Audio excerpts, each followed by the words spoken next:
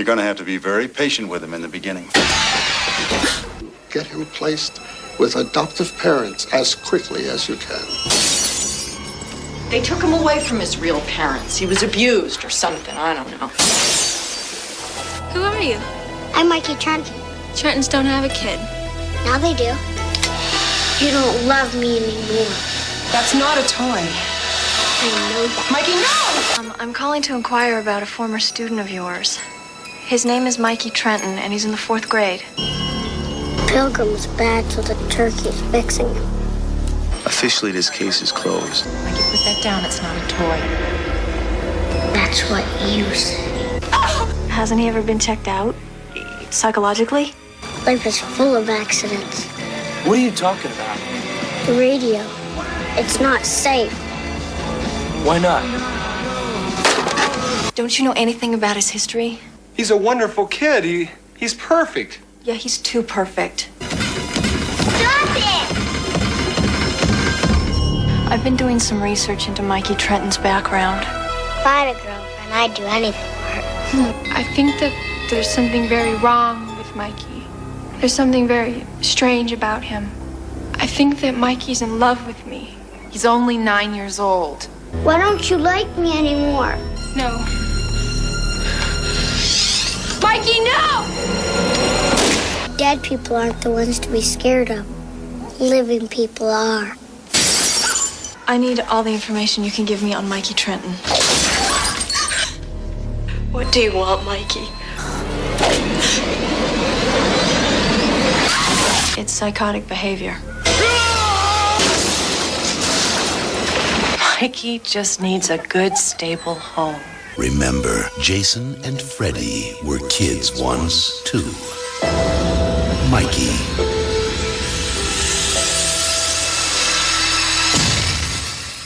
Mikey. That trailer was 37 years long.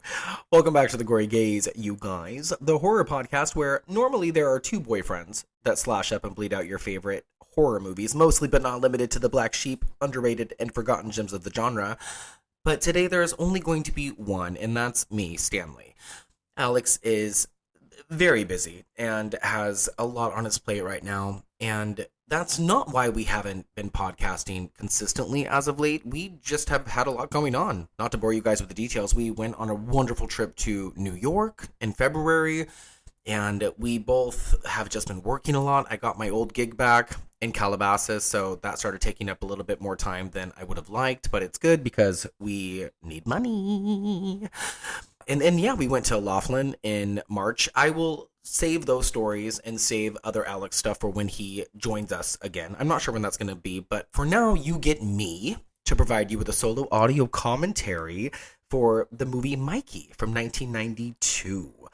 A movie that I feel like I should have talked about by now, and I'm surprised that I haven't, but I feel like there are reasons for that, and we'll probably get into it as we watch the movie together. You know how this normally goes. If you have participated in an audio commentary with us in the past, we are going to press play together and watch this movie together. I am watching it on Prime Video, so it is going to come with ads. I'm debating if I'm going to edit the ads out or not, because I'm not sure how anybody else is going to watch this unless you watch it via streaming. I have a DVD, but it's packed for reasons that will probably come in a different episode when Alex is here to join. You guys, everything's really good right now. I just want to be very clear that everything is really good right now. We have a lot of fun, awesome changes headed our way. With that being said, I have missed podcasting, and I have thought about doing this here over the last couple of weeks, and I figured, you know, it just wouldn't be the same without Alex, but I talked to Alex about it a couple of days ago, and he was like, just do it. It'll keep you occupied, and you know, you obviously has a fear of missing out when it comes to the whole podcast game. So I am just going to do it. I hope you guys enjoy this. I have no idea what it's going to be like. It's probably going to be awkward and weird with just one of us. But thankfully, I've had a lot of coffee. You guys are in for a treat as far as I'm concerned. It was fun setting up the podcast stuff again today because I had that stuff packed as well. But I have it set up right now in a way that I don't know why we never did it like this to begin with, because I'm extremely comfortable. Whew. that was all basically in one breath. So yeah, I will get into the people under the stairs here in just a minute. I want to also clarify that from this point forward, even in these audio commentaries, I'm going to give my own personal rating at the end of the episode. So on a scale from 1 to 5 or 0 to 5 of the Gory Gaydar, that is still going to be in effect. Yeah, let's see. I guess I could update you guys with what I've been up to lately personally without giving too much away. I've been reading a lot. I'm reading The Shining by Stephen King, and I'm also reading another book by Nat something. I can't think of the last name to save my life, but the book is called When the Wolf Comes Home. Let me double check the last name because so far I recommend it. Nat Cassidy. And it's a gory, interesting, quick read so far. I'm maybe like 70 pages in. My cousin Christopher introduced me to an app called Finch. Is it Finch or Fitch? I know nothing today. Finch. And you basically are held responsible for your own goals that you want to achieve on a daily basis. It can be as little from getting out of bed to brushing your teeth to going on a hike. And for the most part, I'm an active individual and I participate heavily in life. I don't work very much, so I try to go outside. I try to spend time with all my dogs, especially Gypsy, the little love of my life. I don't know if she's 10 this year or if she is 14, because when I got her, they told me she was 4, and then a few months later told me she was 8. So I don't know exactly how old she is, but yeah, I've been spending a lot of time with the dogs and taking a lot of baths and really just trying to take care of my fucking skin, you know? I don't know how else to describe it. I'm trying to create new routines that are going to benefit me here in the future. And some of that includes watching movies I haven't seen. Like, I finally watched Pee-wee's Big Adventure. Is that the one? It was the first one from the early mid-'80s, directed by Tim Burton.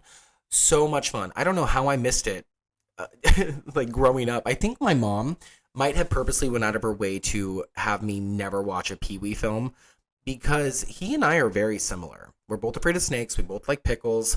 We're both very feminine and have like a gleeful, childlike presence about us, and we are just exciting. I was on the Pee-wee train, dude, for like 3 days and just laughing my ass off. And I watched Pee-wee's next big movie or whatever, the one that came out on Netflix in 2016, right after Pee-wee's Big Adventure. And I'm glad that I did, because I watched Big Top Pee-wee, which is the direct sequel to Pee-wee's Big Adventure, and it was just not good. I was bored. I did not have like the same, it didn't have the same charm that the other two did. But I will tell you, that scene where Pee-wee is screaming because of the snake display or whatever in the 2016 movie, I was fucking dying. I need to find a clip and put that in here, because it will just make your day hearing this high-pitched scream.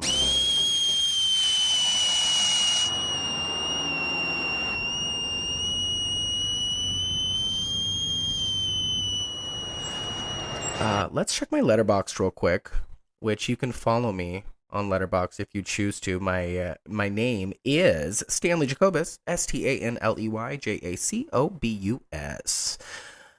Oh, we watched To Jillian on her 37th birthday. Not horror related at all. Very dramatic, kind of funny. I cried actually a lot. I haven't seen that movie in years either. We watched Hell of a Summer, the movie directed by Finn Wolfhard and another kid whose name I can't remember. It was fine. It wasn't anything to like write home about. I will never watch it again.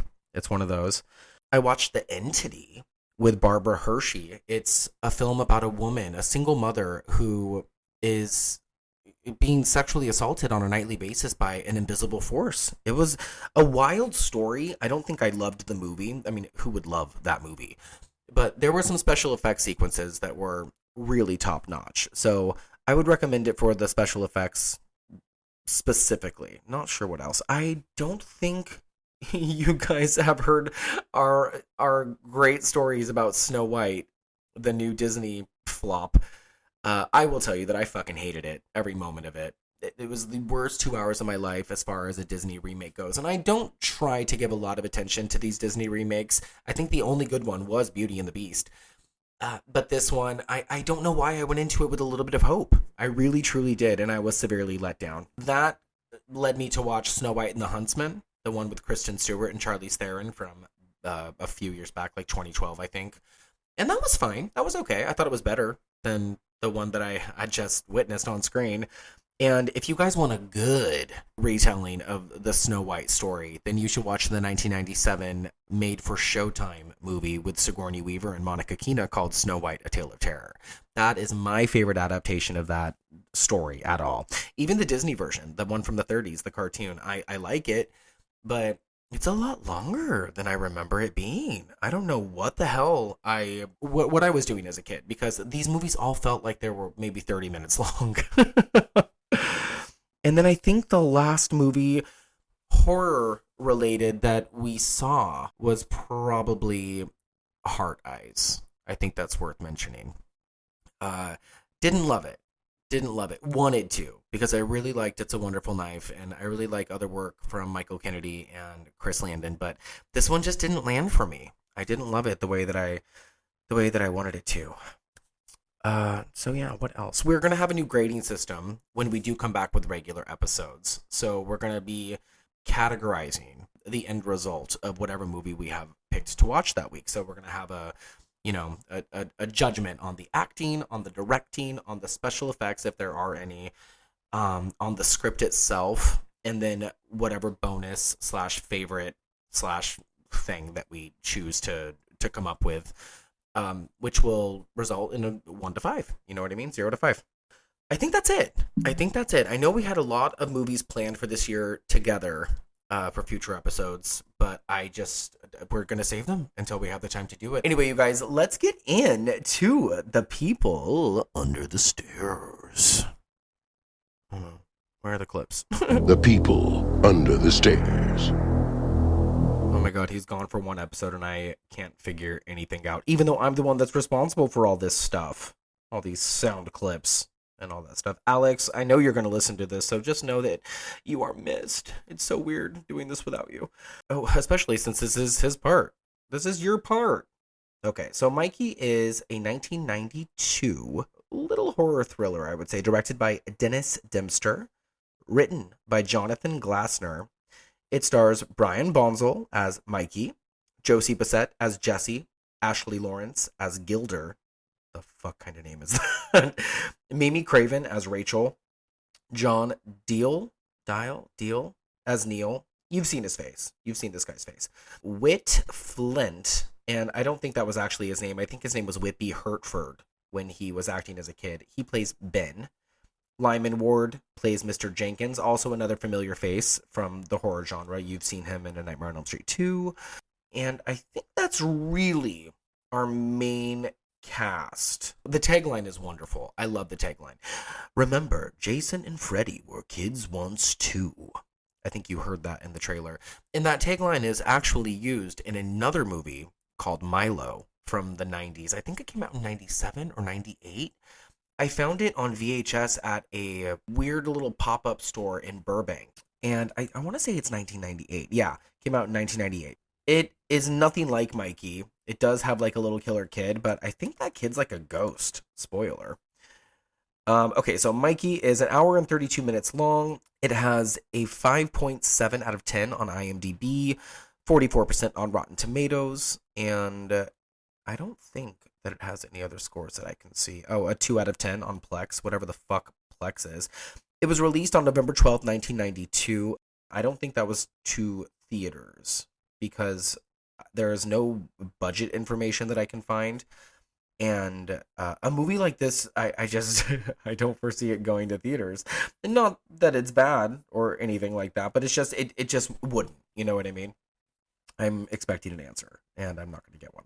So let's talk about our main cast. Brian Bonsall plays Mikey, and he was in movies like Blank Check, that Disney movie about the kid who cashes a check for $1 million.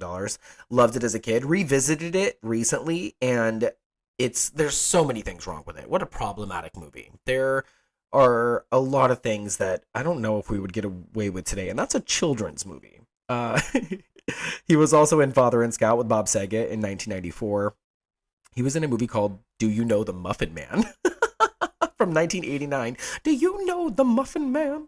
The Muffin Man! Family Ties from the late 80s. I think he was in the last couple of seasons of that. And then a movie called Fatherhood with Patrick Swayze in 93. So Mikey was like his first like real movie role.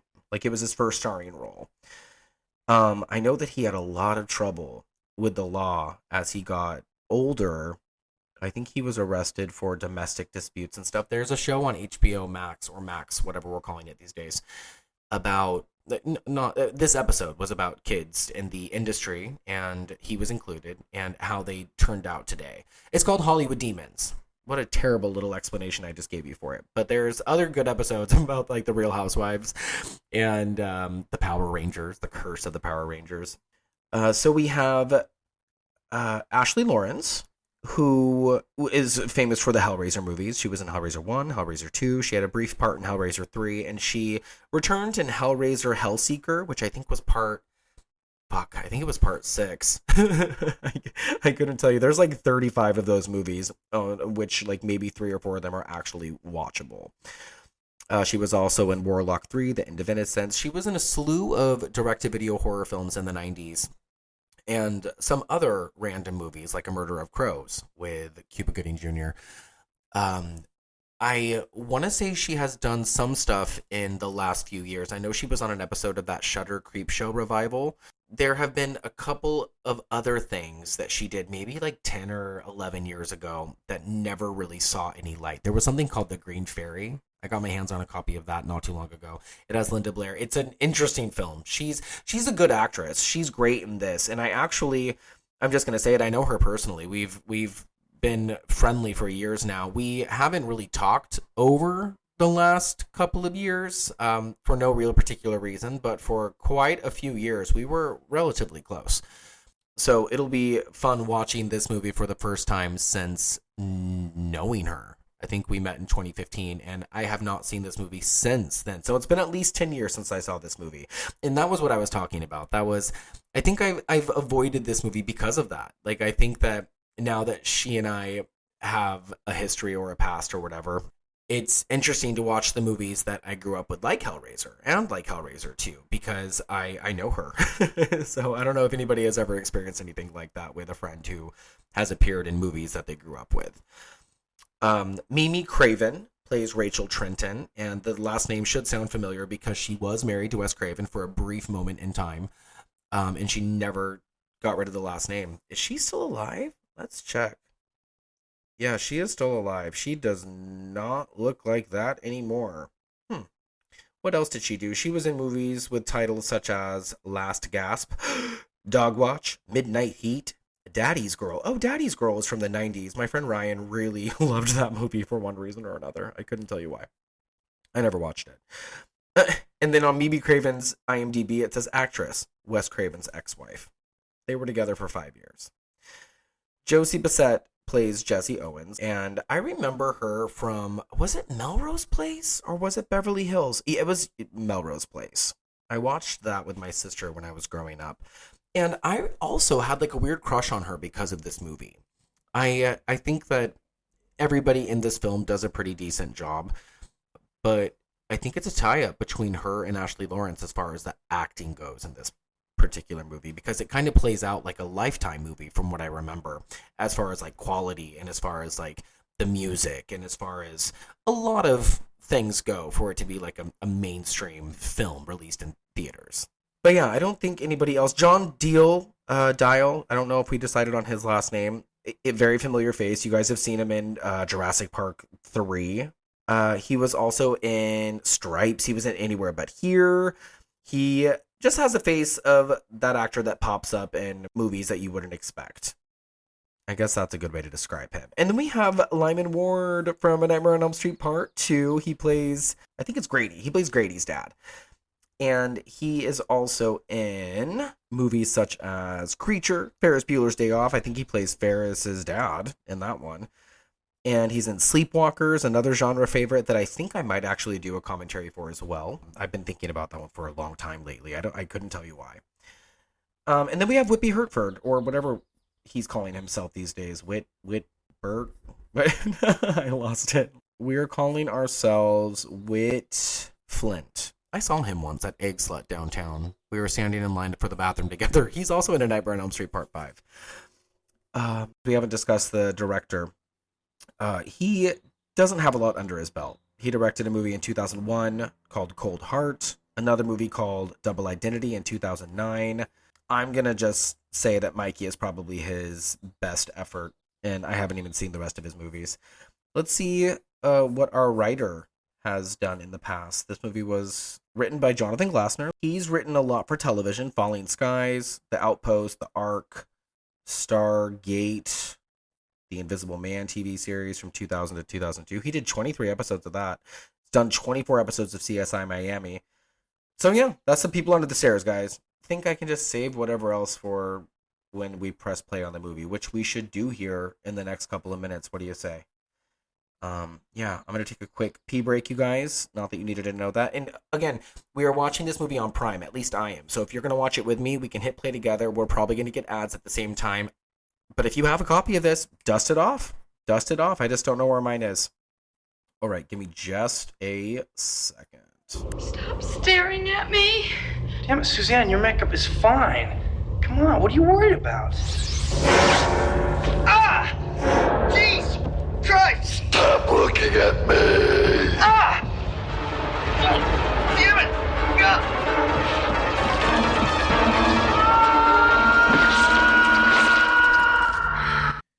Okay, so what an interesting experience this is going to be. I have pressed play, by the way, you guys. I was waiting for some ads to get through. There was like 2 minutes to begin with, which is fucking asinine. But that's okay. So we are getting ready to go. I'm going to press play in about 10 seconds. I'll do a countdown. Along the way, I will discuss the movie, my relationship with it, and just some tidbits and stuff, I guess, that I find interesting. So, 5, 4, 3, 2, and 1. I don't think I leveled out any of these volume adjustments. So, we got the Imperial Entertainment symbol. At least you should have. Oh, you know, I don't think I mentioned the person who's responsible for the music in this movie, but I know we get a credit sequence at the very beginning. So when that name pops up, I'm going to mention him because the music is quite good. I think earlier I said that it gives off some sort of Lifetime vibe of sorts, but it's still really, really striking.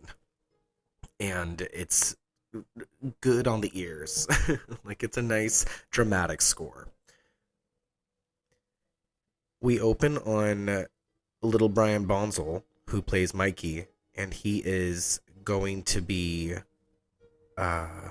lighting things on fire. Well, he currently is lighting things on fire.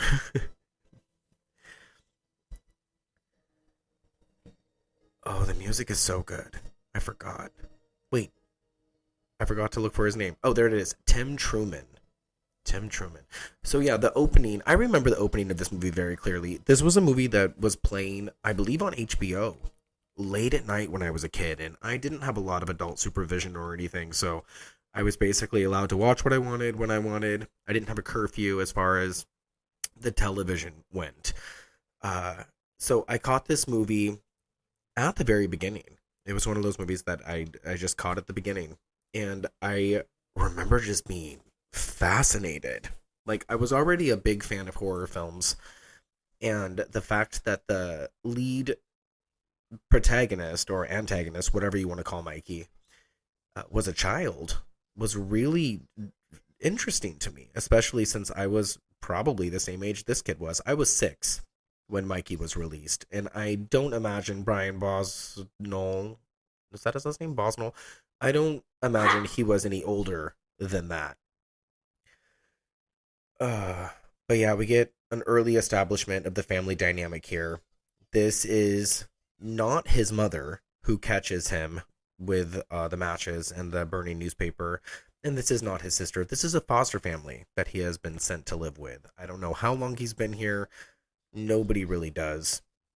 But we know that he's a problem, judging by the way his foster mother treats him when she finds him with the matches. She actually slaps him across the face.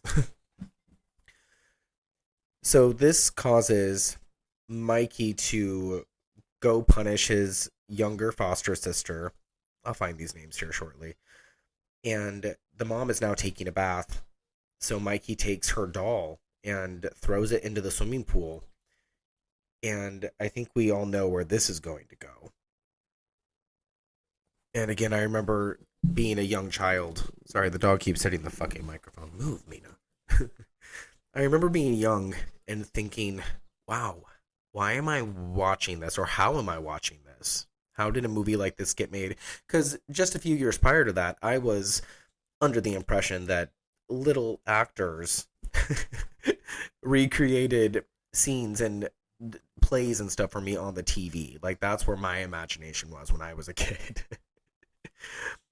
So the little girl, the foster sister, falls into the swimming pool.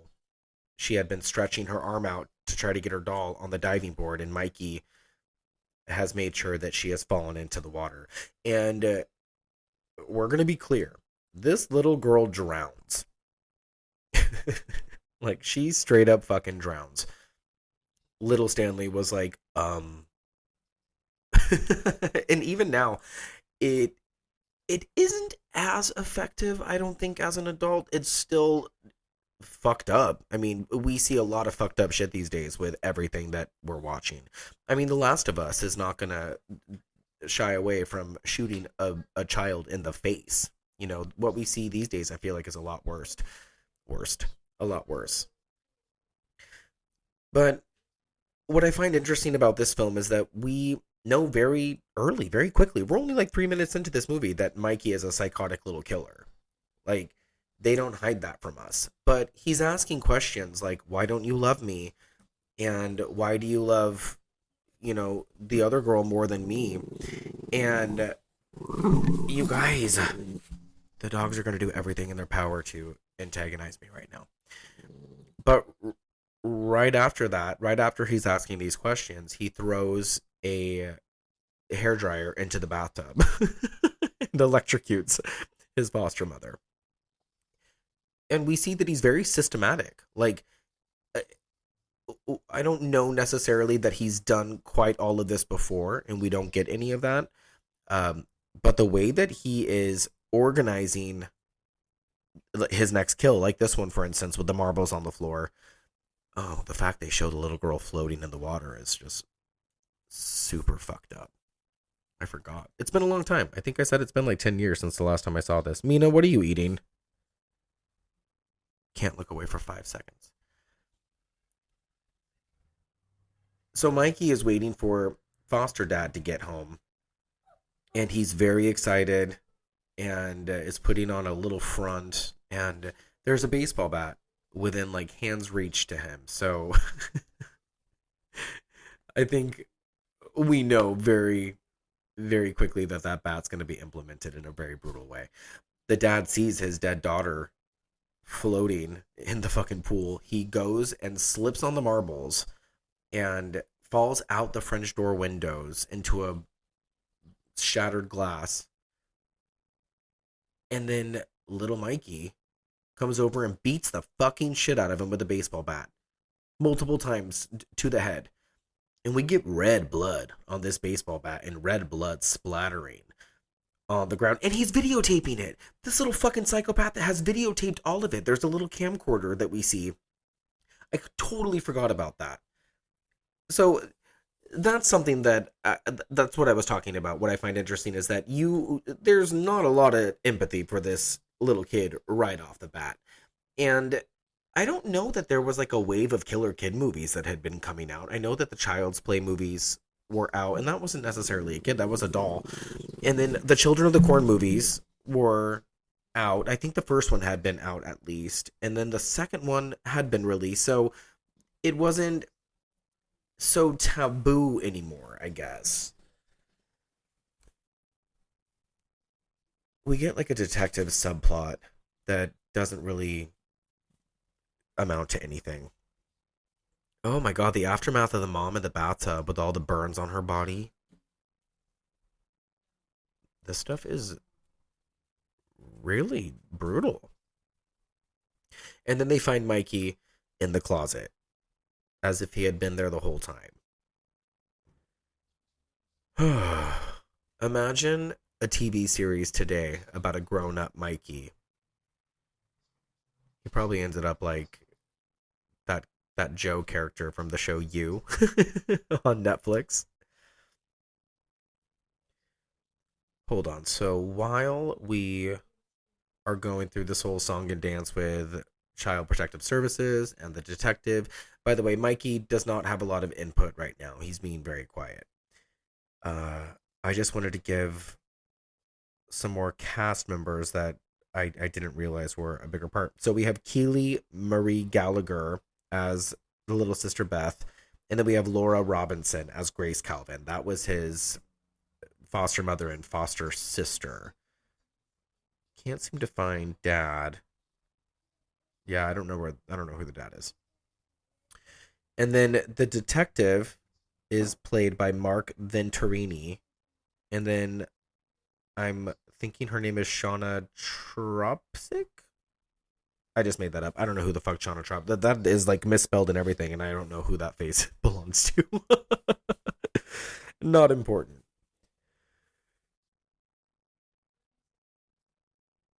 He looks like Jim Belushi. Knockoff Jim Belushi.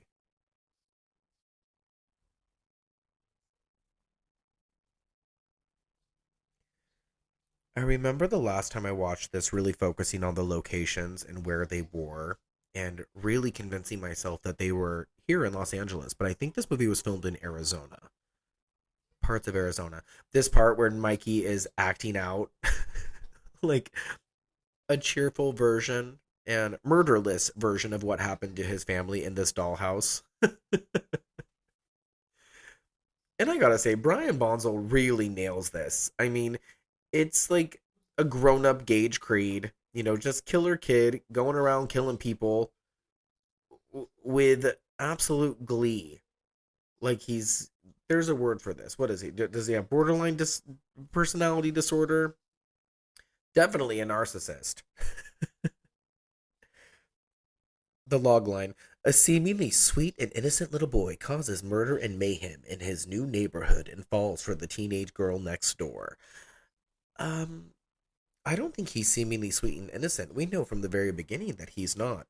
But he does put on a good show for all the adults around him, including this, I'm assuming he's a child psychologist. And Mikey has created like a perpetrator doll within this dollhouse that actually did the killings. The Child Protective Service lady looks like Carol Kane. Like a young Carol Kane. I know it's not her, though. Why can't I find this lady in the cast? So the child psychologist has basically said that we need to get this kid into a family as soon as we can. So Child Protective Services is asking the sister of the foster mother to take him in. And even she's like, no. Like, I'm not taking that fucking kid. He's a bad seed. But she does reveal that she is under the impression that he was abused and that he was taken away from his last family, so a lot of bad things have happened to him. This woman's name is Kelsey, by the way.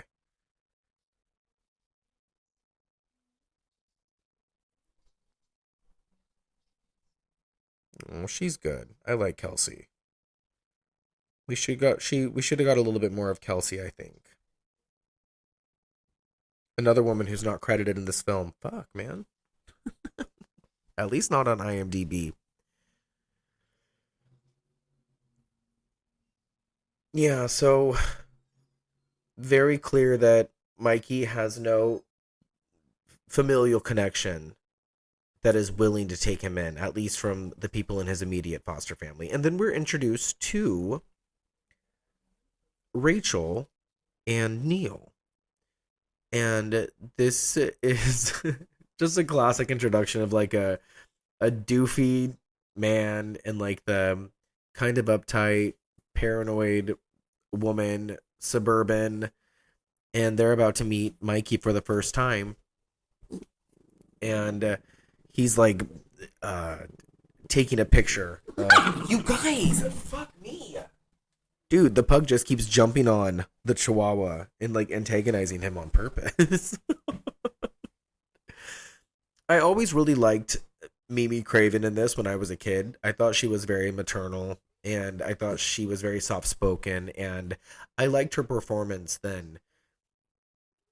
But I do remember the last time watching this, and that was probably the first time I had seen it as an adult, really just thinking, what a wooden actress. And there's no wonder she didn't do a lot. Because she's not great. I think she gets better, I think, as the movie progresses. And when she has more to do towards the end, when this turns into a straight up slasher movie. Because, excuse me, you guys, this is a slasher movie. Like, like from what I remember, we get some gory ass kills, or at least the aftermath is gory. And this kid is ruthless. He's like absolutely ruthless. We take him to his new home. The way she says, "We're home." They live in a really nice house. Looks like it could be Calabasas.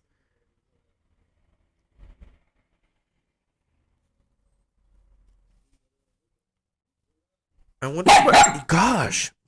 You guys, that is enough.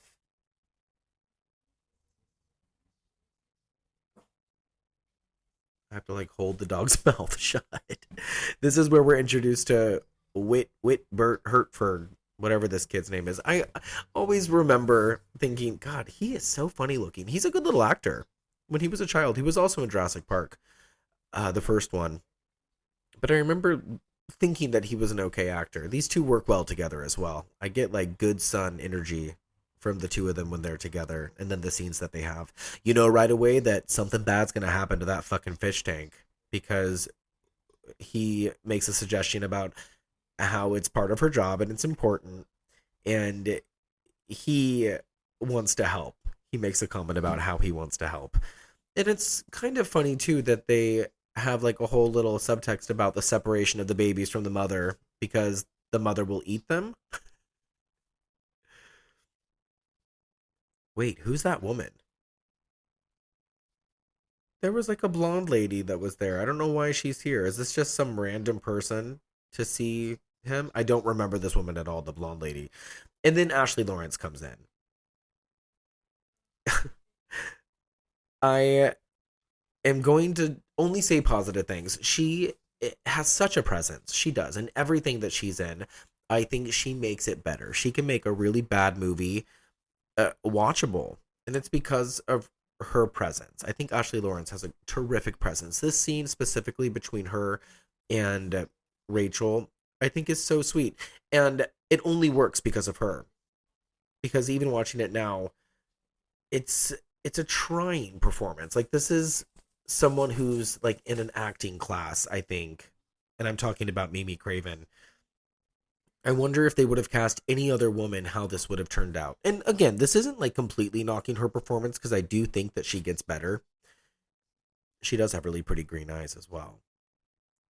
But her scenes with Gilder, with Ashley Lawrence, work better than any of her other scenes with the guy who plays her husband or with little Mikey. So I guess I wish we would have gotten more of their friendship. We get a little bit more stuff, but it's not a lot. They could have done more with it, I think. The scene where they tuck him in. I used to have the same pajama set. I always got weirded out in movies like this when a kid is being sent to foster care or it has recently been adopted, when they called them mom and dad so quickly. Even with the knowledge of, like, I'm sure they are so desperate for parents, yeah, but, like, wouldn't you just call them by their name until, like, day 2? I don't know. That's just me. Oh, gosh. And then he shows his arms. This guy has shown his arms, and I remember thinking, even when I was a young kid, I remember being like, oh, daddy. Oh, man. I don't feel like this is what married life is like. I like that she throws her pregnancy test into the garbage because she knows at this point it's useless and that they need to be happy with what they have, which is a beautiful little boy. It's like adopting an older dog. You can't teach an old dog new tricks. I always am in situations, and I not always because I don't do anything, but when I am in situations with friends who have kids, I always make comparisons about what it's like to have dogs. And then I feel kind of weird and I feel like I have to correct myself, but they always will jump on board with me and be like, no, it's kind of comparable. Dogs are like kids. So I always appreciate that sentiment. So I might make some comparisons when we're watching this movie together, guys, about dogs. So far, Mikey and Mina have quite a bit in common. I shouldn't have said her name. So Mikey is up later because he was just tucked into bed and he's playing with all the toys they got him. And I remember this next scene. They are about to shoot some bow and arrow together and like some father-son Boy Scout type of shit. And I think this is the scene where he mentions like, who did you get all those toys for? Who was the other kid? And I think that's really effective. And the way that he delivers this is really special. And I think that it's relevant for people who are in parental roles. This whole scenario, they work well together. And that's the good thing about this kid, is they found a kid who's very much Macaulay Culkin-ish in the sense of he works well with all the adults around him. He bounces off them really well. I can't wait for the scene, because he has quite a few of them, but the scene between he and Ashley Lawrence's character towards the end. Because that is good. It's interesting to me as well, like many other things, that this movie has not been seen. This movie is very underrated, and a lot of people don't know what you're talking about when you make references to Mikey from 1992. I had mentioned the first time I saw this was when I was very little, probably 6, maybe 7 at the latest. And after that, I caught it again on a late night showing on television, and I introduced it to my best friend Ryan Coe. And we both just became obsessed with this. We were both big Children of the Corn fans up until that point. They had the first and the second one. I think I already mentioned that. And this was like the prelude into the Killer Kids stuff, because Village of the Damned would come for us a few years later. And we would get just so many more different genre bending movies involving killer kids. But this one was very much the first one for at least me. I think him as well, but at least me. Just so we're clear, we're at the scene where Mikey has entered his first day of, is this 3rd grade? I think we're 3rd grade. I think we've decided he's 9 years old. Her class looks great. Oh, this is Halloween. I didn't realize ever that we're in the Halloween season, because there's a Happy Halloween sign up there.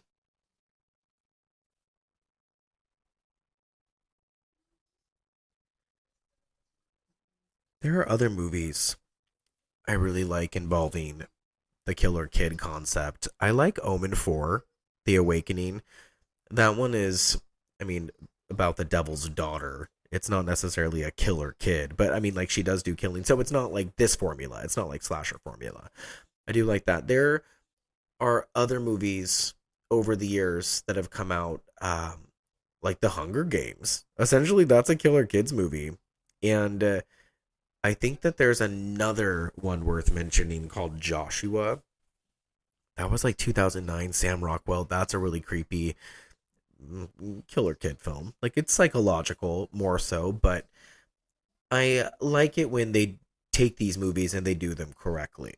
And I don't know if we wouldn't have Mikey for sure without the Bad Seed. The Bad Seed's the original killer kid from the 50s, about the little girl who steals the medal from a little kid and kills him with her shoes.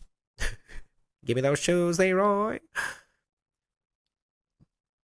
But they're not all super effective. And I think Mikey has its moments of effectiveness. This scene scared me when I was little. When Mikey and Ben are in the cemetery after school, and somehow Ben loses Mikey. He just disappears. And I don't know what my little mind probably thought back then, that maybe it was going to be a zombie film or something. But he does find Mikey behind a grave. And Mikey says something very poignant. It hasn't happened yet, but it's about to happen. He's on a recently buried grave of someone named Clinker. And he's like, Mikey, what are you doing? And he scares him. This is like a little jump scare. We get the open eyes. And then he says, dead people aren't the ones to be scared of. Living people are. And then we have a drawing of a little girl inside of a swimming pool, which the parents are probably like, oh, she's just hanging out in the pool. But Mikey is so deliberate. And it's always so fucking fascinating to me when parents look over the behavior of the children. There's always one parent, usually it's the dad, that's like, everything's fine, like, relax. And then it's the mom who is noticing things. Like Orphan is a good example. It's very formulatic in the way of the dad is usually on the kid's side, and then the mom is going batshit because she thinks the little person is out to get them. And the mom is usually right. I do think this does take a little bit longer for them to recognize the behaviors. But I mean, also, they're probably not looking for them. Now that I think about it. This fucking scene when they're like, oh, we need to start saying yes more. Right, Neil? Fucking stupid. I'm surprised we haven't been hit with a break yet. Oh, see, Ben's catching on to his shitty little behavior.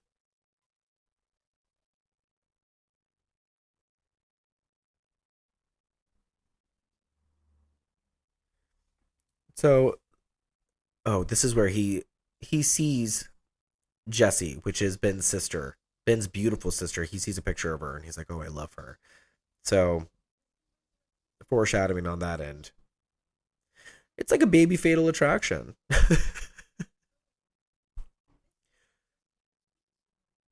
This whole marble time thing is unhinged. Grade school was so fucking awkward and weird. Like the things that we did and the things that we had to do to fucking survive. Like think that we had to steal these marbles or add more marbles or whatever it is that we're doing with these marbles. I remember a program called the Self-Manager Program, and you had to basically get all this shit checked off of a checklist by peers and by teachers and staff, and do good deeds. And then you would get like a badge that said Self-Manager, and I think your name was on it. And then you'd get like a laminated piece of paper with your name on it outside of the wall with all the rest of the self-managers. And if you were not a self-manager, you fucking sucked. And you could get the badge and all that stuff, but you could also get it taken away. And I became a self-manager twice and had it taken away. So I've been in this situation where Mikey is essentially caught cheating. And she gives him like a little life lesson. She's like, you're not going to get away with this kind of behavior, young man. But this is also a pivotal scene, too, because she knows that there is something to look out for.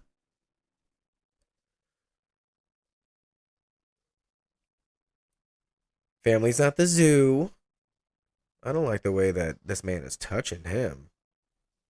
We get the montage of them just being happy and, the mama orangutan and the baby orangutan attached to her. Like, there's a lot of thematic element, say that 10 times fast, in this movie. I love that he's showing off trying to be a fucking good kid in front of his new parents. So he runs after the old couple with the lady's purse. Her shirt is out of this world. The costume designer in this movie probably had a heyday. It was probably somebody's brother. So, random trivia, guys. One of the very few films banned in the UK, but not the Republic of Ireland, is this movie. I wonder why not the Republic of Ireland. I wonder if that's made up. You never know with IMDb trivia. That's where I'm pulling this from. Mikey says that his favorite movie is A Nightmare on Elm Street. I don't know if he has said that yet, but I would not be surprised if that's a thing. And of course, that's probably a reference to Mimi Craven being the ex-wife of Wes Craven. Damn, Ashley Lawrence looks great in this film, you guys. We recognize Ashley from the Hellraiser films, and those were at the beginning of her career. So this is well into, it's still early Ashley Lawrence, but I think this is the best she's ever looked on film. According to IMDb trivia, 7 major film studios refused to distribute this film. I can understand that, but we would get The Good Son the very next year, which is all about killer kiddo Macaulay Culkin and Elijah Wood trying to protect himself and Macaulay's family because he's like visiting for the winter or some shit. I don't remember. I would have to revisit that one. It's been a long time, but I remember thinking that these two movies were very similar in tone. I think The Good Son's a little bit more somber. Oh god. So we just had a scene with Ashley Lawrence and Mimi Craven walking around talking about a gun, and one gives the other a gun or something, whatever.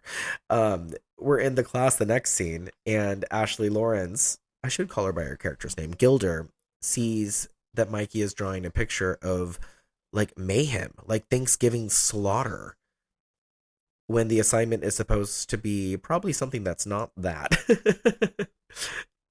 So she shows it to the PE teacher, the coach, or whoever this guy is. That's Lyman Ward. Also another handsome man. Loving that purple striped shirt. But Gilder is the first one to really showcase any sort of concern at what's going on. And, now that I think about it, I'm sure that this had influence on how I acted in like the 5th and 6th grade. Like I would draw pictures like this as well, and I would get sent to the counselor because they thought that there was something wrong at home. And while sure, there might have been like some stuff going on, it was nothing that warranted like photos of mass murder. Yeah, look, I was a 9-year-old kid myself, so I'm glad that I'm not alone in that sense. But I was a fucking weird 9-year-old kid, dude. Like, especially having Ryan as my friend, all we did was get into trouble and reenact what we saw. So when movies like Village of the Damned did come out, we weren't very well liked in my neighborhood. I'll just put it that way. Oh, this movie got a theatrical release in Germany. I was trying to find a copy of this on YouTube so I could potentially do like a watch along and we could all be watching this together. And I would just impose the YouTube clip over my reaction throughout the entire film. We've done it in the past here on the Gory Gaze with movies like Mother's Day. Where was I going with that? Oh, yeah. So I found 2 copies. One would not open, and then the second one was in German, but it had the first like 5 or 6 minutes removed. So here we are, just doing a regular old audio commentary podcast.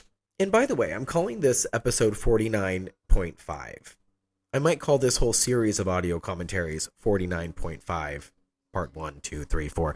But right now, this is episode 49.5 because I don't want to celebrate episode 50 without Alex. So when Alex is finally back, we will do episode 50 together. Maybe we'll finally get around to doing Scream 3, because that was supposed to be our next episode the last time we did this. Oh my gosh, Ashley Lawrence works fast. So Gilder is like trying to find copies of this kid's records. She's doing some digging, all because of this picture that she found. All because of this turkey picture. And the fact that he was caught cheating at the marble game. Oh yeah. This kind of shit made me so uncomfortable when I was young, when you would be in a line of kids and they would ask you to remove your shirt. Like this whole skin shirt thing was a real thing. Oh my gosh, how uncomfortable. And the way these kids just take their shirts off so quick, like, because it's normal. Of course it's normal. And little boys are being boys, But even to this day, like, I didn't even think that I probably subconsciously think of this scene when I have to take off my shirt in a group of people. Because I'm pretty self-conscious. And this is not that. This is the implication that he probably has marks on him from being abused. Which is probably why we get the next scene of... Wait, is this character's name John? Am I making that up? What is Lyman Ward's character's name? You guys.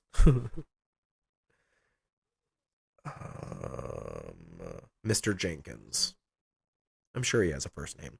But the next scene is him basically questioning Mikey about his home life, and he's digging. He's digging for some information here. We get a Freddy Krueger. Oh, this is where we get the Freddy Krueger reference, and A Nightmare on Elm Street being his favorite movie.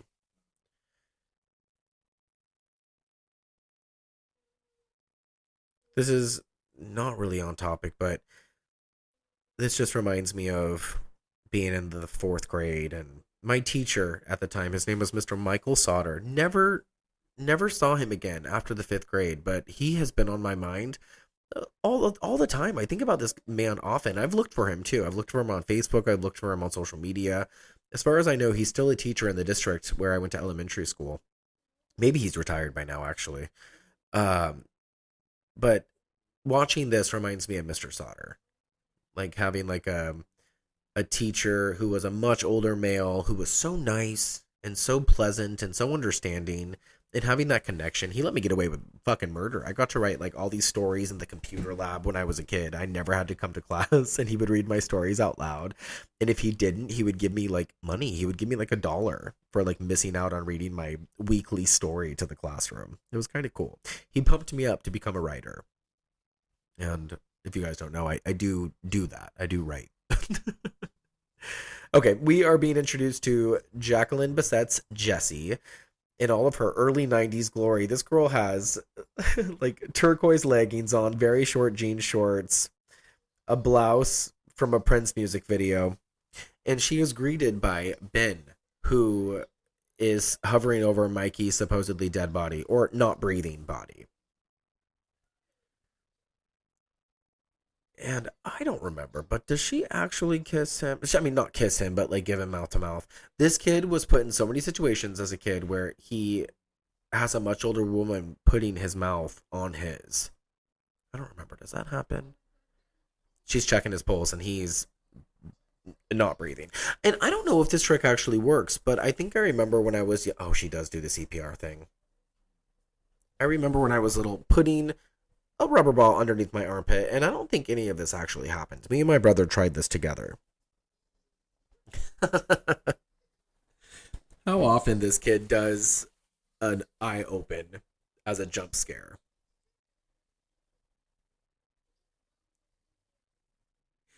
You know, so I wonder if this is giving some sort of unmentioned backstory about him having to get out of situations. Oh, wait a second. Oh, wait, no. Never mind. I was going to say that's how it ends. Okay, so this girl calls him a good kisser. Totally inappropriate. Totally inappropriate. I don't think I had crushes on any of the girls next door. I think that there was a lot of, like, mess around in the closet shit. But I think I've been pretty gay my whole life. I didn't have any crushes. I probably had a crush on, I think is his name David in this movie? It's Jesse's boyfriend who's hiding in the closet. Over Jesse. But I do remember also having like a little crush on Jesse. But I had a crush on Christy Swanson. So that tells you where my mental health is.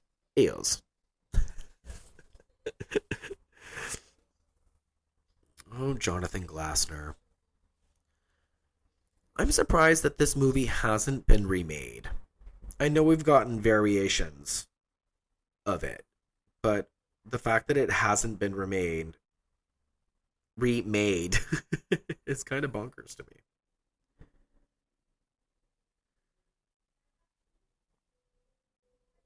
I think my dog's about to bark. There it is.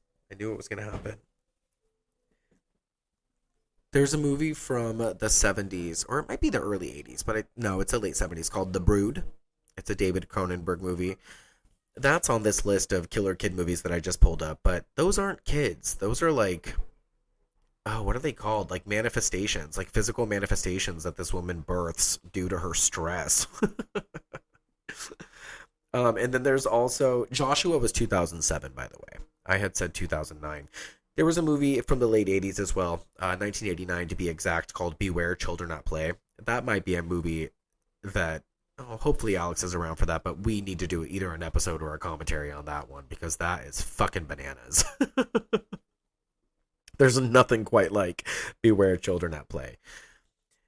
And then in 2008, there was a movie called Home Movie, and I think they had that movie on Shudder for a while. Never watched it. But I never loved this subplot. This and the Killer Doll subplot were never my favorites. I always gravitated more towards, like Halloween, the Halloween type of movies, or the Scream franchise. But watching this now, I remember why I have a soft spot for it. And I do have a soft spot for this movie. It's very nostalgic. Like, I feel like I can smell like spearmint bubblegum or something right now while I'm watching this.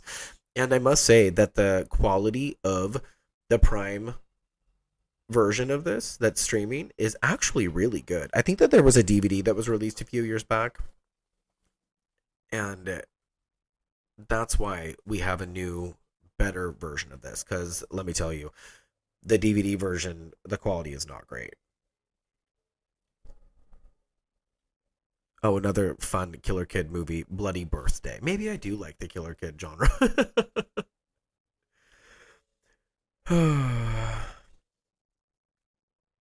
Oh, Mikey's terrible. I don't mind him killing people, but when he's videotaping putting a frog in the fish tank so this big ass fish can consume it, that is horrible. And then how on the nose during the little spelling bee that we're doing here, and Gilder should know better. Or maybe she's doing it on purpose. But the word is assassin, which, of course, Mikey gets correct. This is where he slips up, though. He says some sort of lie. He says that he was at a school in Oklahoma where he won for the whole city a spelling bee. And so, of course, Gilder, being nosy-ass Gilder, is going to go investigate that. And there's not going to be any proof. So Mikey is a liar. A sociopathic, narcissistic liar. They keep zooming in on one little girl in this classroom, and it makes me think they're recycling the footage. The marble game was obviously ripped off of the entrance contraption built by Mikey and his friends in the Goonies.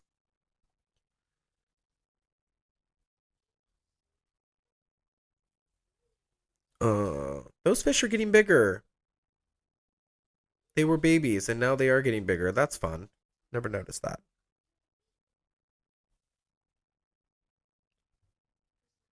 Yep, here we go. So Gilder is now doing her investigative dance to try to find out what school Mikey won this spelling bee at for the city of Oklahoma.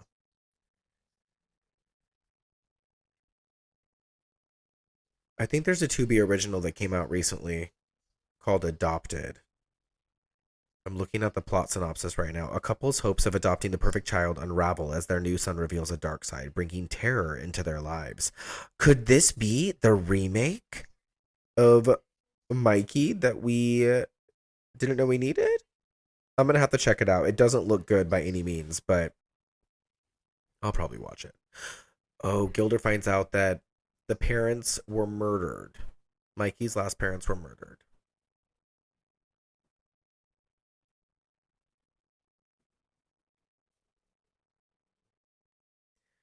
Him with his video camera. I had mentioned that he had filmed the deaths of his previous family, at least to a certain degree. And he had filmed the fish being, the frog being consumed by the fish. And then the camera's going to come in to play again later. I think this might be the last time we see Ben. Ben is going to the store with his mom, and I feel like we never see him again. I'm probably wrong. I feel like it's still pretty early in the movie. But this gives reason for Jesse and Mikey to be alone. It's so inappropriate. And the fact that she even tries to relate to him without knowing that, like, he's a troubled little kid or anything. She's just trying to, like, relate to her little brother's friend. I think it's fine, but it's also like, did any of you have older siblings that did this to your friends? Like, I have a core group of people I grew up with, and while my siblings were nice to them, they definitely were not flirting with them. I mean, these two end up on a fucking paddle boat in the middle of the lake that is in the center of their community.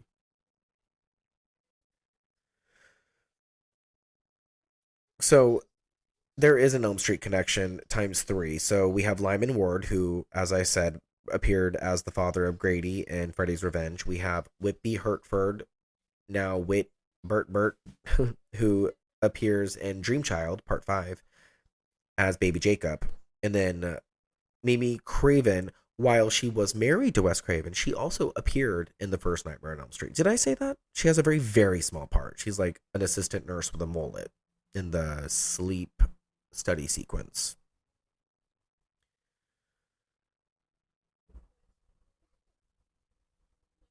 Oh, apparently there's a plethora of goofs throughout this movie. I wonder if there's anything that I noticed. When Mikey goes to the animal cage in the classroom, he's wearing a black shirt. When he turns around to see the teacher, his shirt is red. When he comes to talk to the teacher, the shirt is black again. I'm sure that part already passed, and I don't remember that at all. He shoots an arrow at Jesse and misses, hitting the picture of the two pinned to the door. The arrow changes places between shots. In the initial shot, it's through her chest, but in the following shot, it's above her head. Oh, that will happen later. Oh, so fucking A. That scene wraps up, and then Dad, Neil, comes in to put homeboy to bed, and Mikey is watching a video of his ex-foster father falling through the glass. It's the footage that he recorded. And then he just tells his dad, like, hey, I'm watching a horror film. And he's like, I don't want you watching that. And then we get the weird conversation of, how do you know you love a girl, Dad?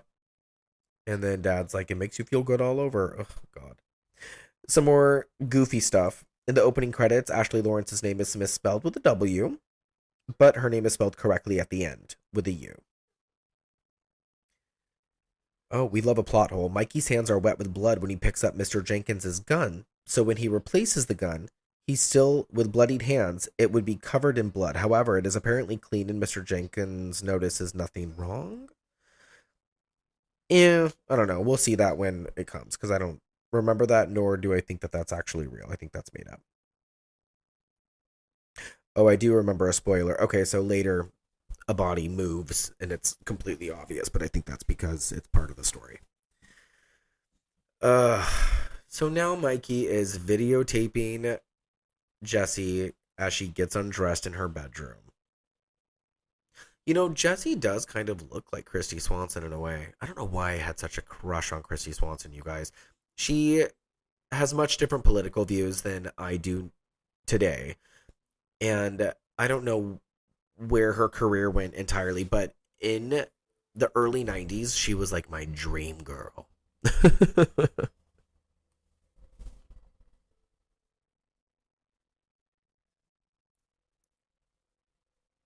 I don't think there's actually any nudity in this movie. His face when he sees that David is in the room with Jessie is kind of comical. Oh, we do get some, like, steamy pants being unbuttoned. If I remember correctly, this is interrupted. I think while they're kind of getting it on, he does something. Oh, he's outside.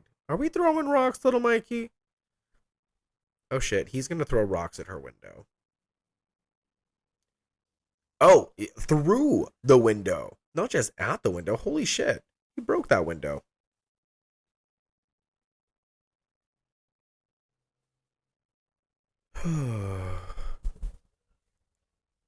But this results in shirtless David with his bowl cut running out into the front yard. I'm gonna kick some ass. Oh, that's right.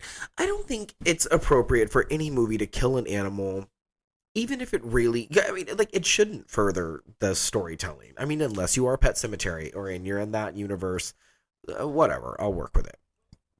But movies like this, they it hasn't happened yet, but it's about to happen very shortly after we're done watching hunky David prance around. But we see Mikey holding the cat, and then he even makes the face that he has killed the cat. So they directed him to fucking pretend that he was snapping this cat's neck. And you hear it. You hear the noise, and you hear the cat react, and you hear him die, and it's disgusting. It's so terrible. And it's not that it doesn't further this story, because he's doing this to drive David out of the picture, because he's going to make it look like that David killed this cat. Oh yeah, Ben just appeared. I was wrong. He's back. Crimped hair. My sister Crystal had crimped hair. The 90s were a different time, you guys.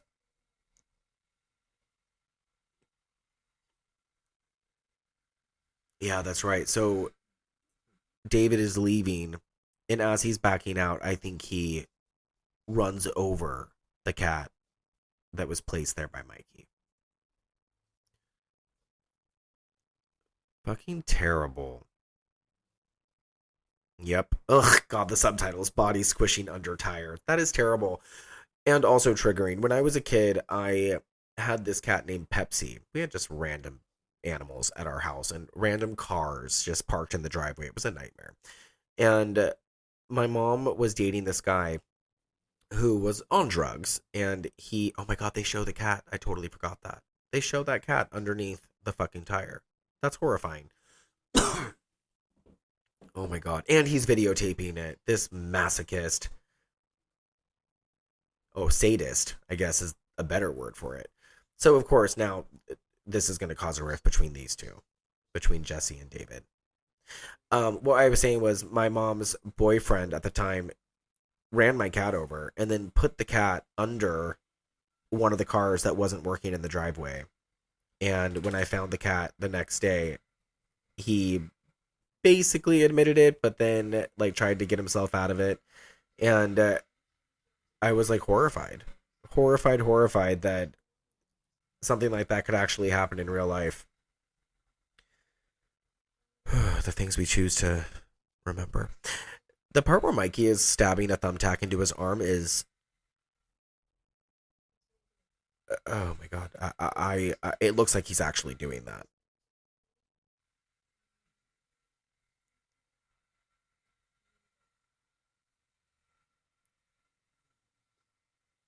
Every time they show another kid's face in this movie, I just chortle a little bit because it's like, why?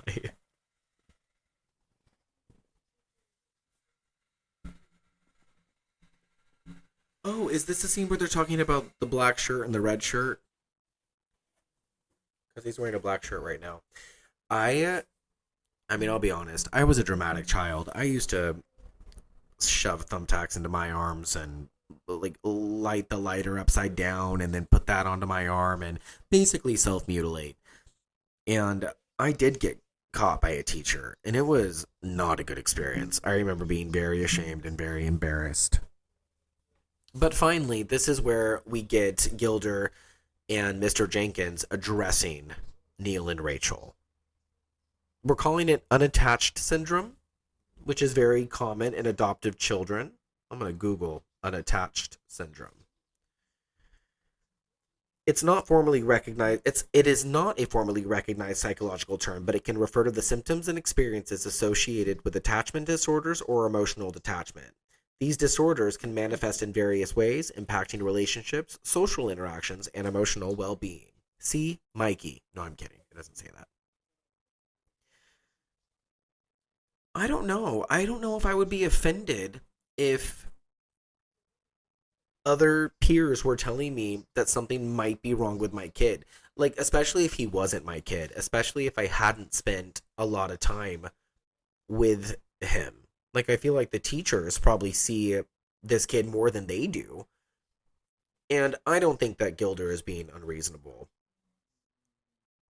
Ashley Lawrence is so good right here. When she says, I know you're hating this. I'm hating this. And then when Rachel turns on her, she says, why are you doing this to me? You don't want me to be happy.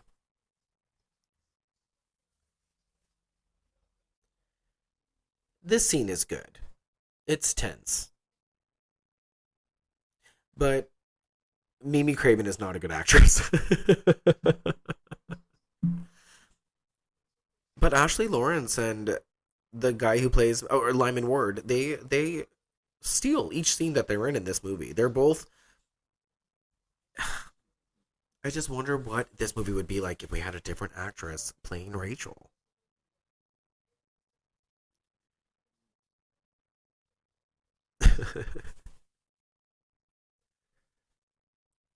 I wonder if I would adopt a kid. There are so many children out there that need homes, but with movies like this, I don't know if that is something that I could do. I've always fantasized about having a baby that looks like me, and I'm grateful that both Alex and myself are handsome. And who knows, we might be in a situation one day, one day when we are able to fertilize an egg or some shit. But I don't know. Adopting animals is as good as it gets for me. I just never really know Mikey's MO. Like the scene where he is with Rachel and he wants to know where all the baby fish went, and she says that they all went to their homes, and he freaks out. Like, he's killing all of his foster families. Like, why is he putting on this act that he is devastated by the thought of abandonment or separation? I never really understood exactly what angle this kid was playing. Like, I know in the latter half, because he turns into like a one-lining little leprechaun. So I know where we're going that last half. But like, what exactly were we trying to do with the first hour and 10 minutes of this movie? Were we really trying to create a family drama with depth and characters that we care about? Because I'm thinking about it, and I don't care about Mikey. Like, I have no empathy for him. I'm a little confused by his actions. We do get tits. We get Mimi. We get Mimi Craven in the bathtub. And this little boy is just walking up behind her. I know he can't see her breasts right now because of the way that this scene was directed. But also inappropriate. Like, so inappropriate.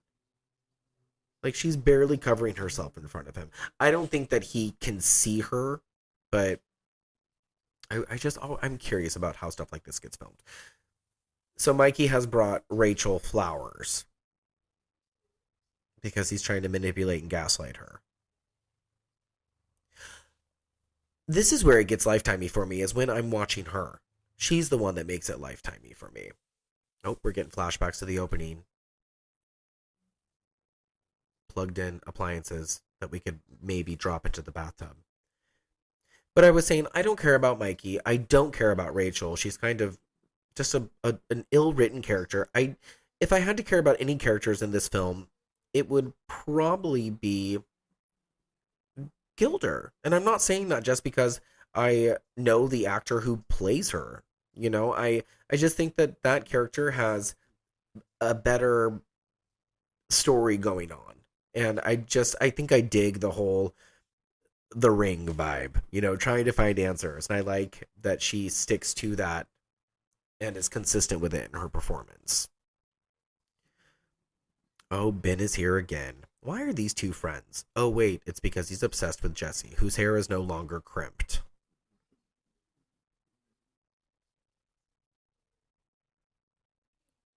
Oh, God, he's disgusting. He gives her a stuffed pet cat to replace Rosie. And she just sets it aside. Oh my God, there's still like a whole fucking bunch left in this film. I forgot that we still have to forgive David, and we still have to have the hot tub scene. And for those who have seen it, you know what I'm talking about with the hot tub scene. And maybe that was what the curling iron was foreshadowing. I said it was a jump back to the beginning, but maybe it was actually foreshadowing for what's to happen to David.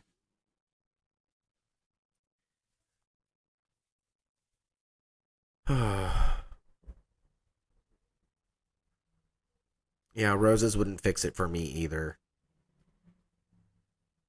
Neither if he was on his knees. If I thought you killed my animal There would be no forgiveness. 0. But she forgives him, of course.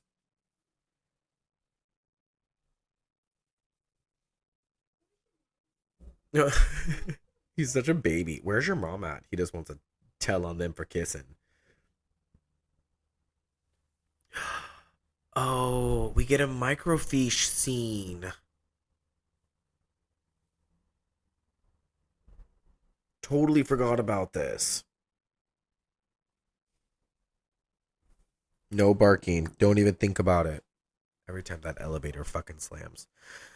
Oh, the close-up on Ashley Lawrence here is gorgeous. But she's doing some more digging. She sees that there was a one-child survivor in a family massacre in a place called El Cajon.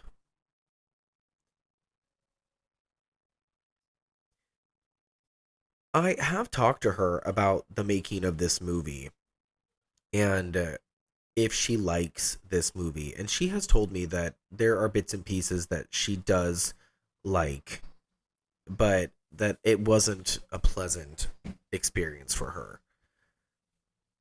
And I can't remember if it was something about the director and just differences with the director. But a lot of the things she shared with me were about unpleasant experiences. So it's not shocking to me.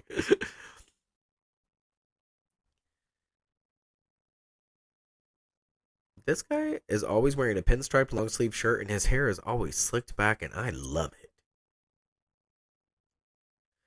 How funny, Mikey's room has stickers on the door frame and his door is closed. And all the stickers say like, danger, keep out, danger.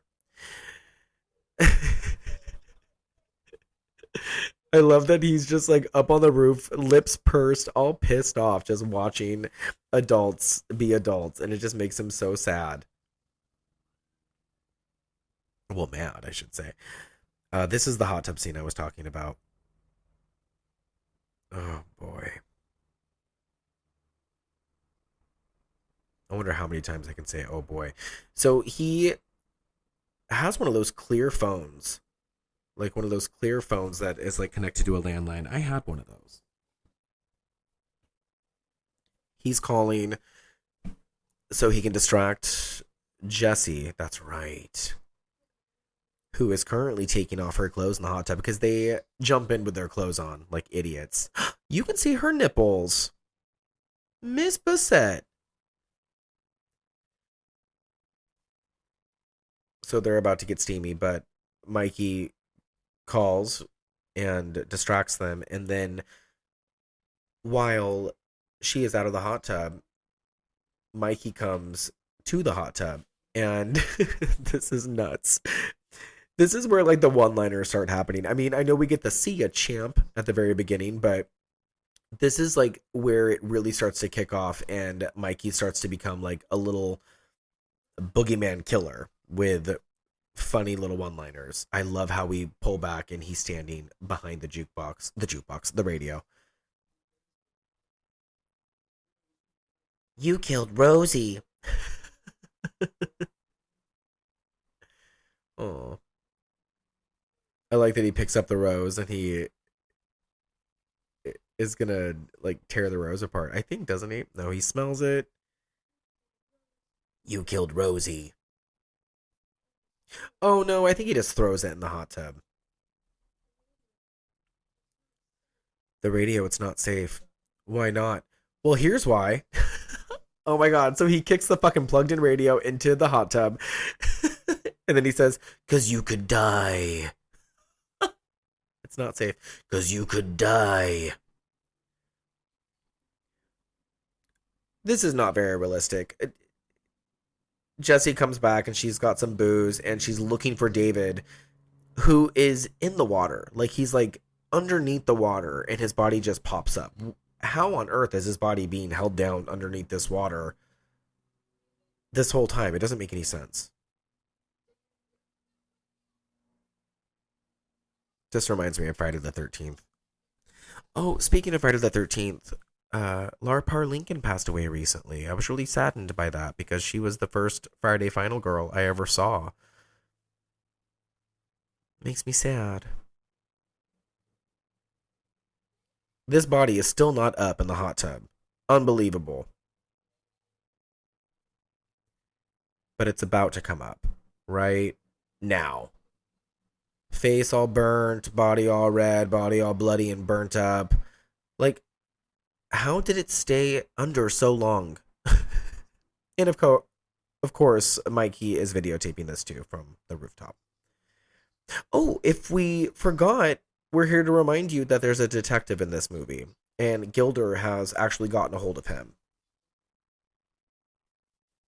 Still trying to figure out what's going on.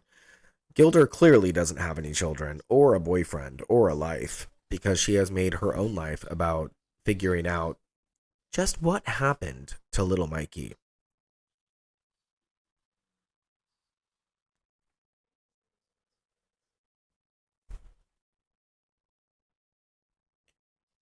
I love this poster. The poster has like the ripped picture with the face of the bad guy, in this case Mikey, coming through it. Excuse me. And I always love posters like that, especially from like the VHS days. I love the poster for the Poison Ivy movies. Fatal Attraction. Sorry about that.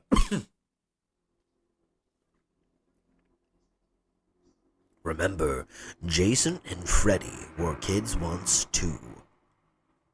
It's a drag race going on outside. Jesus Christ. Okay, I know we're approaching probably at least the third act because I recognize the clothes that Gilder is wearing. She's got this beautiful long green jacket on. What is on this guy's tie? Oh, Mr. Jenkins informs Gilder that Ben's sister's boyfriend is dead due to some bizarre electrocution accident. And here we go. Mikey Trenton's background. We get the exposition dump from Gilder. Oh, well, not a dump, but she admits that she's been doing research, and they're going to meet up later and talk about it. I believe Ashley Lawrence is a teacher, by the way. I believe her when she's being chased around by Cenobites, and I believe her as a teacher.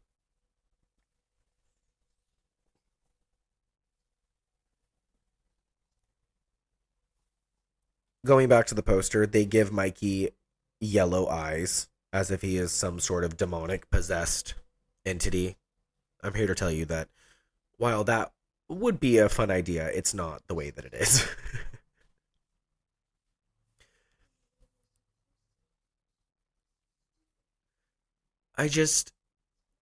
I wish I knew what the director was thinking when he filmed some of this. Like, there are some really good scenes, and then there is some stuff that is just so blatantly stupid. And I just wonder what the direction was in certain moments. Like, a lot of this takes place during the day. I don't know if you guys have noticed.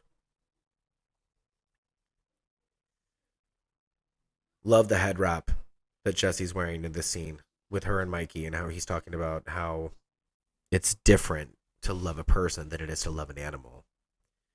Bitch, I disagree.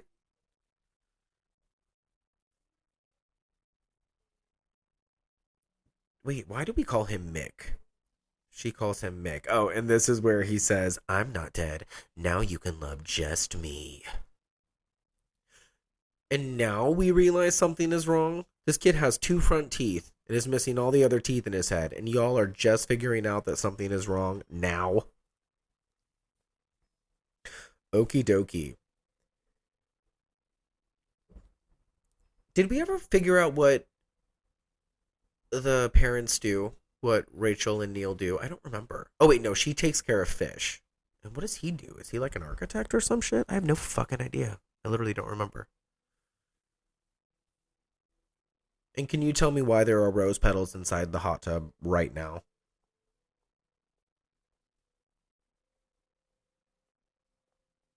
I love this little moment we create where it's like half realization. because we're throwing these rose petals into the hot tub. They really tried to give Jacqueline Bisset a moment here. Wait, what's her name? Josie Bisset? Is it Josie Bisset? Who the fuck is Jacqueline Bisset? Is there an actor? Hey, stop it. Is there an actor named Jacqueline Bisset? There is, right? Jacqueline Bisset. Yeah. Oh, she does have a recognizable face. But I don't think they're related. I'm looking right now. She's had a lot of husbands. It doesn't say anything about her having any children. Oh, she's the godmother to Angelina Jolie, of all people, though. Okay, so Jessie/Josie has come over to Rachel's now to give her the tea on what she thinks about Mikey. And you can tell that Rachel is just tired of this shit. She doesn't want to hear anything else about Mikey. Leave my demented son alone, this woman has to be thinking. One fun little thing about Mimi Craven is that her left eye is like multicolored. She's got the Kate Bosworth thing going on. She is really pretty. So the movie goes into it tries to interchange between family drama, slasher film, and like romance. And I'm wondering if it actually finds its balance. I think it does. The third act is fucking unhinged. It is bonkers.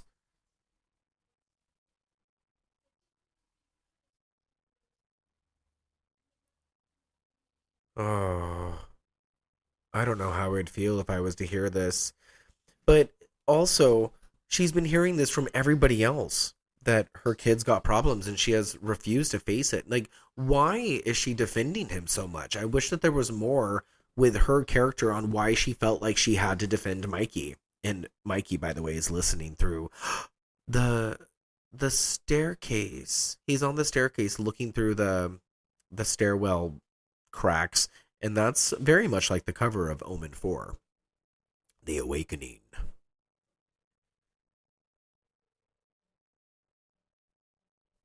If you took out all of the scenes of Mikey watching from the roof or from the staircase or from a corner with pursed lips and slits for eyes, you wouldn't have much of a movie left. Oh, he's finally slammed a door, so I think this is a metaphor for his personality snapping. So we begin. Who's calling me? No. No.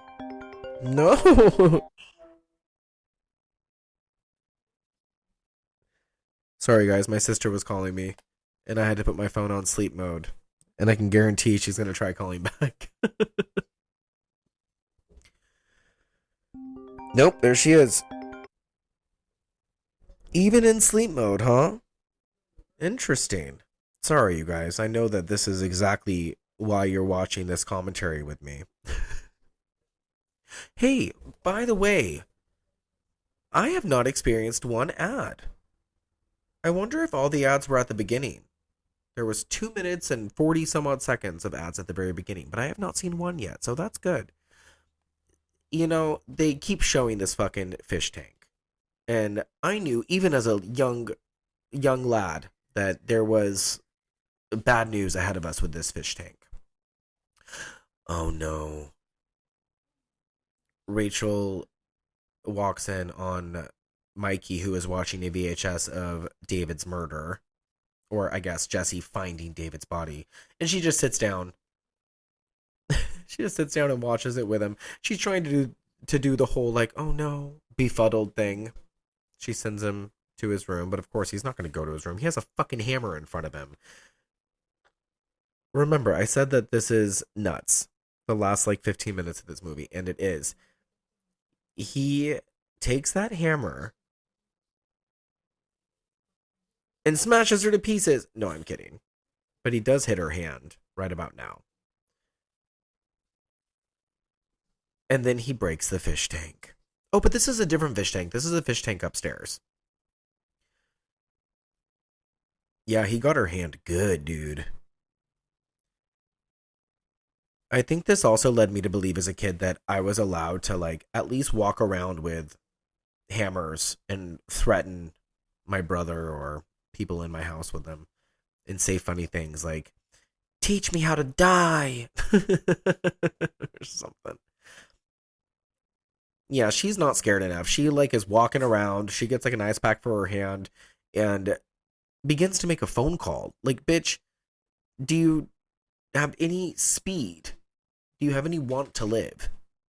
And I'm sure she doesn't know how scared she's supposed to be yet.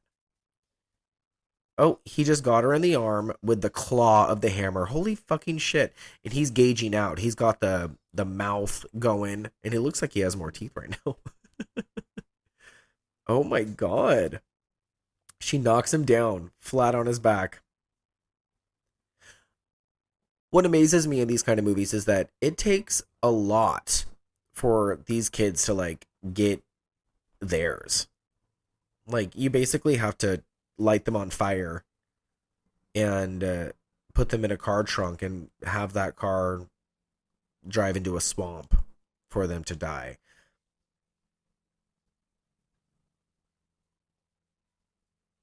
This house is so big, but again, this is daylight. I wonder if this would have been different at night. Hey, stop, you guys. Get the fuck down, Sheriff. Sorry, you guys. Get down. Go.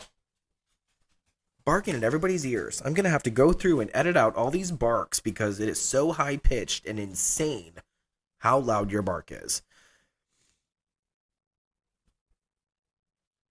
I love my dogs, by the way. Oh.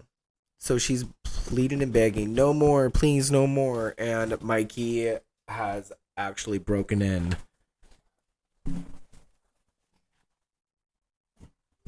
From the side French doors. And he is fucking attacking her with this hammer. He's like beating her with it. And when he falls backwards and loses the hammer, okay, we're going to pick up a piece of glass instead. This struck a nerve for me when I was young. I remember this very clearly. Him just coming at her, her opening the door, and then them flying off and over the banister, like breaking through the banister. And it's right on time as Gilder and Mr. Jenkins show up. Like, they show up literally seconds later and find the bodies. And Mikey has stabbed Rachel in the throat with that piece of glass. Like, it's jutting out of her throat, and there's like a bunch of blood and exposed skin. It's pretty graphic. And you can see that Mikey is not dead. He's not dead. And then in a moment, his body is going to have moved. And I think that's one of the trivia things, or one of the goofs that I pointed out. But it's intentional. I think he was in the process of trying to figure out how to get up. Because Mikey's smarter than we give him any credit for, apparently. And then he was caught trying to get back up. Oh, he does do the pulse thing. Mr. Jenkins checks his pulse. Of course. And he probably has that ball under his fucking arm. That is right. Oh my god. Ashley Lawrence gives us some tears while Mr. Jenkins comes out to comfort her. Because remember, they were friends. We do have a few scenes indicating that Gilder and Rachel had a friendship. I don't know how they met or what they did in order to maintain this friendship. You guys, my dog literally just pissed directly on the floor in front of me, right next to her pee-pee pad, which hasn't been used yet.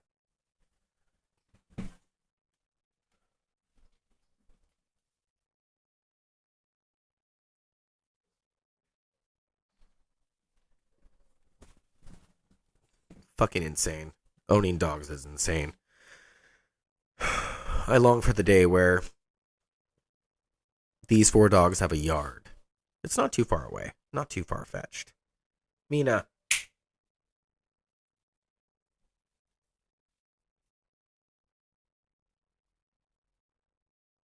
So, Mr. Jenkins notices that These bodies are still dead. What are we doing here? Like, are we going to try to find a phone? He has a gun, I think. Is that a gun in his hand? I can't really tell. It's something. It might be a gun. A very small gun. Oh, it's like a fucking tiny ass toy gun, but it's a gun. Mikey's bloody hand has just grabbed that gun.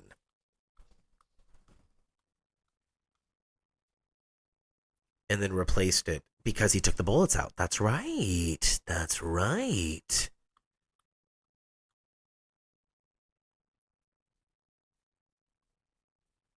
I mean,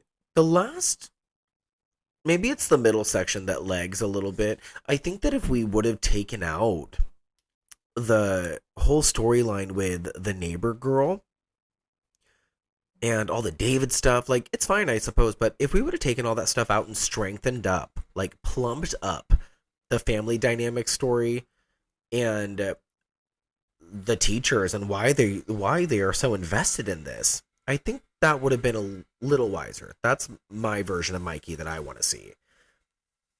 Who, by the way, has a fucking bow and arrow that he is about to shoot Mr. Jenkins with. Because Mr. Jenkins can't shoot him with his bulletless gun, remember? Oh, right in the stomach. The way he says, Mikey. Oop.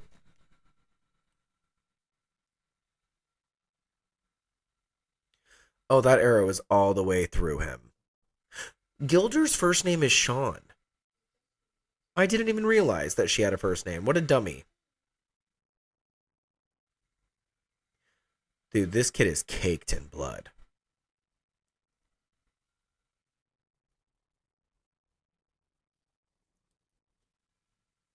Sean Gilder, which is her name, she has just walked in to find Mr. Jenkins dead.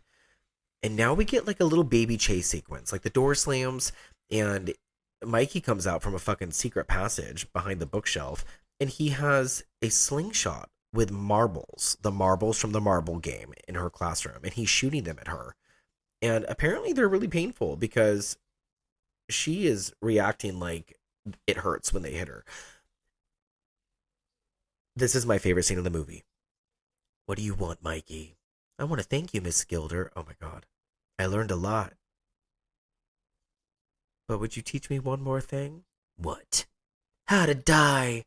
And then he shoots this fucking marble, his lucky marble, at her face. And this little montage of events is so fucking cool. She slams against the refrigerator door. Blood is just smearing as she falls down the refrigerator door. And at the same time, Mikey's bloody hand hangs up the clear phone and also starts dragging Rachel's corpse down the stairs. And then you see blood splattered on the wall. It's really gruesome. And then Mikey answers the phone because Dad is calling and he's busy dragging Rachel's body somewhere.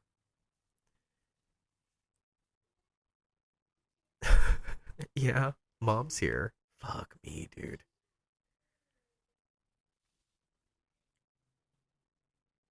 Watching this now, I know I already said it too. I just wish that there was more exposition on Mikey's background. Like, I know in some cases that might be deemed as scarier, not knowing like where this kid came from or like why he is the way he is, but I wouldn't have minded that. I wouldn't mind it today. Today I wouldn't mind a little motive on why we're doing this.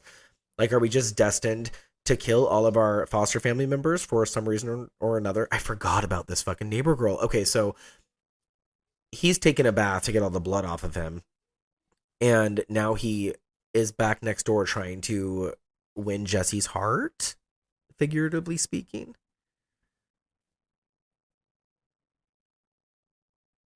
Lord. I think I said this movie is an hour and 32 minutes. There wouldn't be much of a movie if we took out all the things I said earlier, like him just sitting on the roof staring and looking pissed off. Or these. if we removed Jesse. Or maybe Jesse could be the sequel. Maybe in my remake universe, we can have part 1 be about the families that Mikey fucks up. And then part 2 can be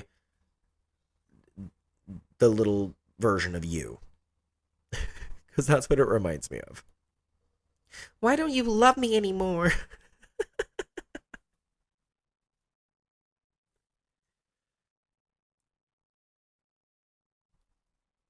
The cat and mouse stuff is okay.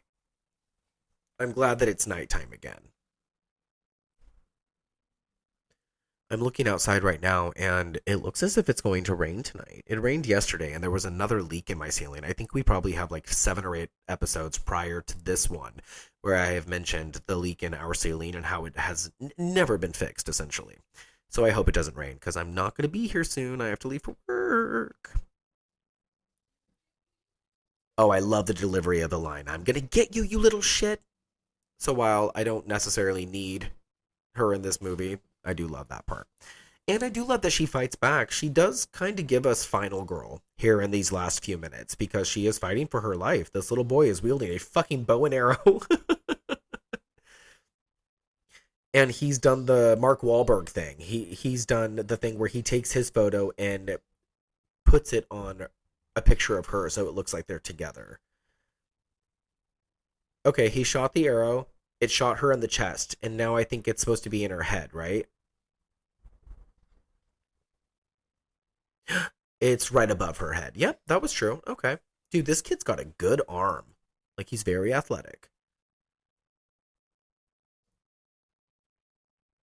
I wonder what Josie Bissett thought about this script when she read it. Like, I wonder if it was any different. I would love to get my hands on a shooting script for this. Not even a shooting script, like just a first draft of this to see what is or was different. It might actually be exactly this. It might actually be exactly the same fucking thing. I love it when she's in the window, like Mikey has left her there, and she's like locked in the room, and she's waving to kneel down below for help, essentially, and he just waves back up at her like, oh, like, look, there's a neighbor girl waving at us. Fucking stupid. See, like, this stuff would strike harder if there was more development behind the screenplay. Dad, will you always love me? Like, that stuff is really, really poetic, you know? Like, it could work in a different universe. I don't know if it quite works here. Because Mikey's so calculated, and he's so young, but he's also very sporadic and weird. But when it comes to his killings. This last part, though, is fucking epic. I love it. He's about to open one of those, like, you won envelopes that probably has nothing in it to offer of any good. And behind him is Mr. Jenkins with an arrow in his stomach, and right in front of him is a bloody telephone, and he doesn't see either of these things. But Mikey takes him out into the kitchen, or the dining area, and we have our main cast set up around the dining room table, dead. And this is fucking creepy. There's a turkey, like a raw turkey with the skeleton from the health class earlier in the film. And we get to see what happened to Sean Gilder's eye, which is gruesome as fuck. That marble is planted directly in her face. Oh, it's bad. And then he gives us his best Dale Midkiff as from outside, Mikey lights one of those bottles of alcohol with a flaming cloth inside of it. I know that those things have a name, but he throws it inside and blows the entire house to fucking smithereens. Because this kid is a fucking insane G. But we don't even spend too much time on that. We go directly to Jessie, the neighbor girl, and Ben and their mom, and they are, you know, sitting in the rubble of what happened to their neighbor's house. And now I remember why the skeleton from health class was there. How it got there, I don't know. I don't know how this kid fucking got that skeleton to his house. But they did find bones. They found skeletal remains, the officer says, of what could be a 10-year-old child. And this last delivery of, "You're sure," is good.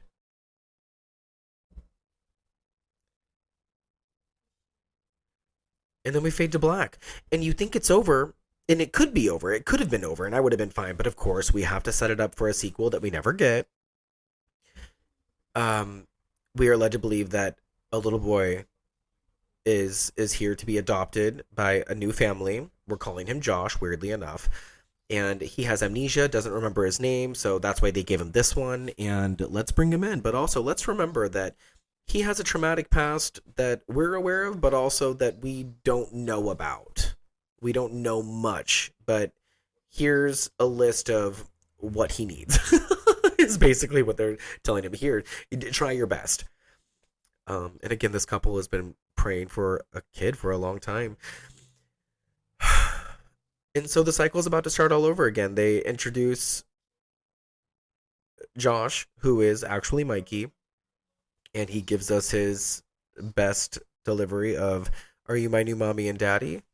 I think that's what it is. I'm ahead of myself. I'm so excited. But I do like this ending.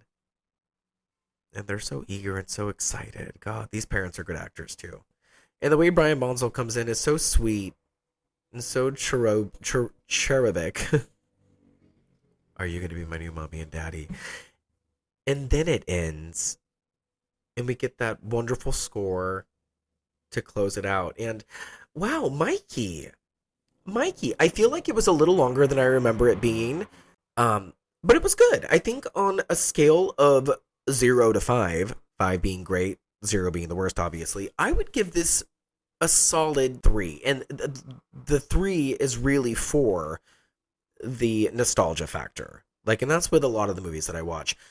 I can watch it from beginning to end and not get up and not be bored and find it entertaining. I love the little one-liners that little Mikey has. And I do love Ashley Lawrence's performance in this movie. I think it's a good performance from her. And everybody else does well with what they're given. It's not a very structured screenplay, and there's a lot of weak aspects to the screenplay. I think a remake is warranted. I think that would be kind of fun. But I think that there are scenes that work really well, but they just don't feel like they fit in this movie. I love the last act. Like I said, I wish that the movie was the last act. It has that immaculate effect. The effects were really good. I thought the effects were a standout, actually. I don't remember the glass in the neck being as bloody as it was. I'm really happy that this streaming version, A, didn't have any interruptions, and B, the quality was good. So if you guys sat through this with me via Prime, I'm so glad, because we didn't get any fucking interruptions outside of my dogs barking every 15 seconds, which I'm so sorry. We'll figure that out for next time.